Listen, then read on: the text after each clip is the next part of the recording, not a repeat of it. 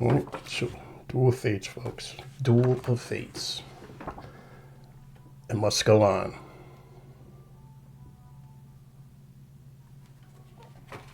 Must go on, must go on. Bread and circuses, folks. And for circuses.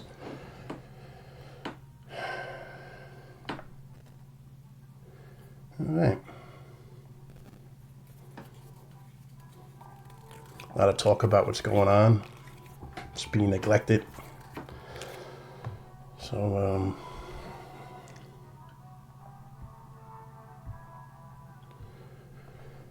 we started off. Welcome to Patronation TV. I'm your host, Tim Davis, aka Professor X, Junior Age Patriot with the 1776 attitude. Just one man, one opinion, trying to connect the dots to make sense of it all in this bizarro world, right? Don't forget to hit like, subscribe, notification bell. Thank you, I appreciate it. So let's get started.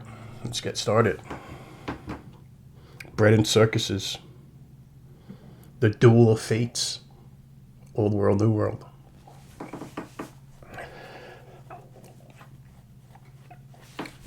Give them bread and circuses, and they will never revolt.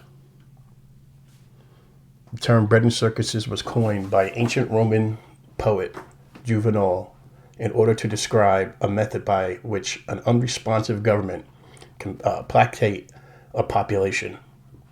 Basically for as long as the powerful are able to supply the masses with a decent level of food and steady stream of entertainment, they will be able to prevent a significant level of civil unrest. Hence the term, given bread and circuses, they will never revolt. You know, and add on to that, go to another poet, philosopher, whatever you want to call him, of that time, Marcus Cicero. He says, to quote him, the evil was not in bread and circuses, per se, but in the willingness of the people to sell their rights as free men for full bellies in the excitement of games, which would serve to distract them from the other human hungers, which bread and circuses could never appease. Marcus Cicero, right? So brings us to the modern circus. What's going on today in modern circus? You know, current events. It's been 2 years in COVID shutdowns, coming out of it. Now we're almost on the brink of World War III. You know, and it really comes down, to this right here. Right? It's all going to make sense. It all comes down to right there. That's what it's all about. Always was, always will be. And for me to describe that a little further, let me just start by saying you either understand history or trust the government. You either trust the government or understand history, but you can't do both. You just can't do it. That's where these terms, conspiracy theories, get thrown around, or Russian disinformation and bots, trolls, whatever. But my favorite conspiracy theory of all of them all is that the government cares about you. That's a great conspiracy, right? The government cares about you, the individual. A bunch of criminals. It brings you to the media. There's nothing more grotesque than the media pushing for war. Why is our media pushing for war? There's nothing more grotesque than that. While ignoring stuff that we're doing. To me, it still seems like it's this is what's going on. And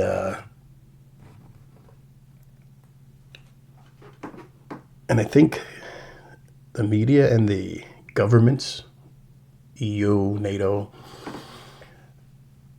we know that they're lying, right? We all know that they're lying. They know that they are lying. We know they are lying. We know they are lying. But they're still lying, getting away with it. What's that about?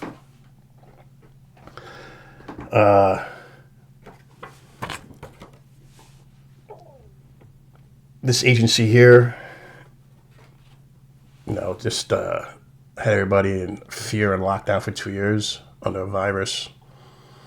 And now all of a sudden, they have everybody bugging out. Once they started getting exposed, changed the narrative, they have everybody bugging out about Russia. Me, I'm just keeping an eye out on my own shady government, my own shady-ass government and politicians. They're shady. Yes, they are. So I always say we live in extraordinary times. Who is real? Who is fake? Who speaks the truth? Who speaks lies? Who do you trust? Who do you not trust? So on and so on. You always got to keep your eyes on the ball. Always got to keep your eyes on the ball. It brings me back to Ukraine. Been going basic. I did a few videos. I'm going step by step to where we're leading up into this phase of it, right? And I think it's a test run. Obviously, this is all by design. I think it's a test run for the Great Reset. See if they could shut down a whole country, like a powerful nation like Russia, through technology and banking, and just shut them down through a click of a button. Who knows who's pushing that button, but somebody's pushing it. That's a test run for the rest of the world, right? But before we get into that, to understand what's going on in over here, you got to remember pre-2013 Ukraine was not pro-NATO or pro-EU. Move forward to 2014, the Obama-Biden administration with the U.S. Department, CIA, when they did a coup, installing a pro-NATO puppet government. Election in 2019, 2022, here we are. That's what's going on. But it goes a little bit further into that. What are they trying to cover up? What's America's real reason for trying to protect Ukraine? Is it all because somebody's really invading a country? Spent the last 20 years invading like 8-9 countries. So, no, that's not what it is. What it is it's two things. The politicians here in America, high-ranking politicians, they have family members that are involved with Ukraine. Like Biden's son, Romney's son, Pelosi's son, Kerry's daughter, are all part of a board of directors for the energy companies doing business in Ukraine. Then you had the Clinton Fund, the Uranium One, Clinton. I mean, it goes all the way back to Serbia and Bosnia, you go back, it just goes back. So after all this time, the New York Times yesterday, of all the rags out there, is finally saying the Hunter Biden laptop is his, and it's confirmed. I don't know why they bother. We knew about this 2 years ago, right?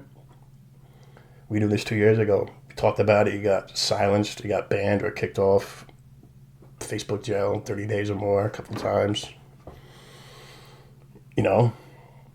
Why bother talking about it now? When we tried talking about it, you censored anybody, even the New York Post, they censored. Big tech did. The media has helped in the destruction of this great country, and now they decided to let us in on it, like there's some kind of news, breaking news. Don't forget, in that laptop, it apparently shows how Hunter enriched himself and his father through shady business. Let's guess where much of the money was laundered. Where was that money laundered through? Right? Wow, right? Well, who would have thought the same place that may start World War III? Who would have thought that? Must be a simple coincidence. There is no escape route for all these people, and there are a lot of them. And that is a very dangerous situation on both sides. To have such powerful country. Both sides, 3 sides, 4 sides. We have lunatics running the show. Here and abroad. Willing to do anything not to be caught. We go from forcing the jab, no job on people against their will to a possible World War III in a matter of a year and a half, 16, 17 months. As they destroy our military and debase our dollar into oblivion. It's a very interesting time to be alive, So it's basically, it comes down to the two things, bread and circuses. Basically what you have is out of the Ukraine, that's where Russia collusion came from, PP-gate, the dossier that led to impeachment. They were all proven to be false. To the laptop, anybody I talked about it 2 years ago was kicked off social media, any type, couldn't talk about it. Now it proves to be right because New York Times says it's correct. The Vice President Biden was even caught on his hot mic, strong-arming a guy, You won't get that $1 billion unless you fire that guy. But, you would believe it by 6 p.m. At 6 p.m. it was a done deal. Partners in crime and a life of crime, both sides. That's what they are, criminals. And they realize that their get a free jail card has expired. And that's why it's just a test run. It's just a test run for the Great Reset. I really believe it is. It's the perfect wag the dog. If they succeed in just shutting down the whole country or a nation as powerful as Russia by just shutting every cars down, bank accounts down, this and that, that's pretty scary. The reason I'm saying that is because they're asking Elon Musk to turn off all Tesla vehicles in Russia. That's what they're asking them. Now, do you see the plan for the future? They want you to obey, or we will shut down your bank accounts, your electricity, your internet, your phone, your car. That's what we have learned in the last month, 2-3 months of what's really going on with this situation. The minute they locked down accounts in Canada a month ago, then Russia illegally, the cat was out of the bag. Some of us knew and known for a long time, a couple decades even. So if you're waiting for prices to come down, you're going to have a bad time.